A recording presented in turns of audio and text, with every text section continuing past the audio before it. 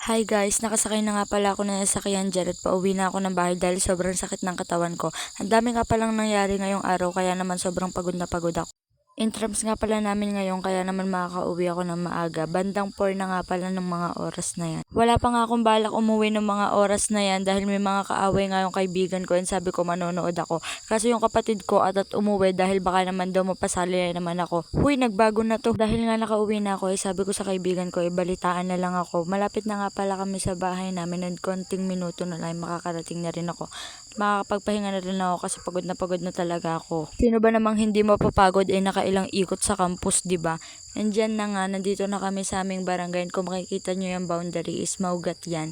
Taga Maugat nga pala ako sa mga hindi nakakaalam. Nakababa na nga pala ako ng sasakyan at naglalakad na ako pa uwi ng bahay. Pag uwi ko nga pala ng bahay, sinalubong ako ng asawa ng kuya ko dahil dumating na daw yung order ko na matagal ko nang hinihintay. Alam nyo ba, sobrang tagal ko nang in-order yan pero ngayon lang dumating.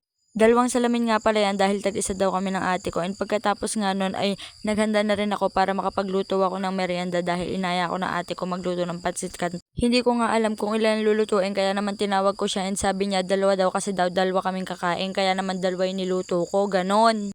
Naglagay nga lang pala ako ng konting tubig dyan and sinalang ko na rin sa apoy. Sa tungko nga lang pala ako nagluto kasi mas sanay ako dyan and wala kaming butane. Oo.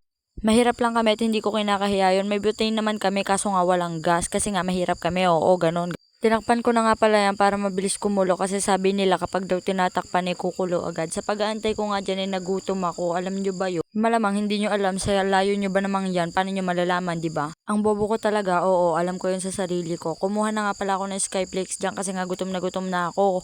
Hindi ko na nga maantay pang maluto yung pancit canton kasi nga gutom na ako and galing pa akong school and wala pa akong kain simula kaninang 1. And habang kumakain nga ako ay nakita kong kumulo na rin ng tubig kaya naman sinalang ko na ang noodles at tinusok-tusok ko nga pala yan kasi akala ko madudurog, hindi pala.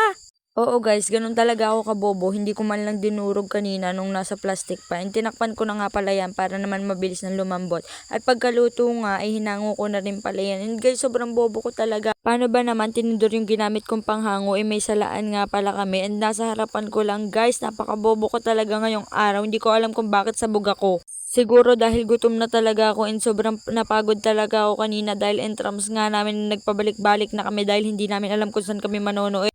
Noong mga oras na yan nga, nilalagay ko na rin yung flavor. And chili mansi nga pala yung flavor niya. Hindi ako masyado mahilig sa maasim, kaya naman konti lang yung kinain ko.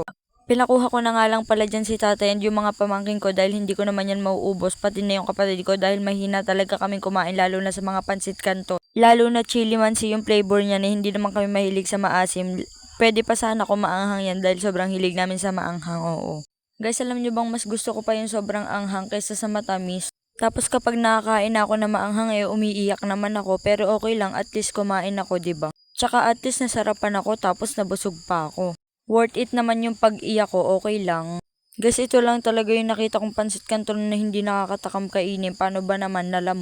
Pagkatapos ko nga kumain, nagsampay na rin ako ng mga sinampay dyan na nilabhan ni inay kasi nga binilin sa amin. Baka naman pagalitan na naman ako pag uwi nun. Alam nyo naman yung bungangera, diba? Konti nga lang pala yung sinampay ko dyan dahil sabi ko sa kapatid ko hati kami para walang lamangan. Lugi ako, wala siyang ginagawa. Tapos ako may ginagawa. Oo, ganun talaga ako.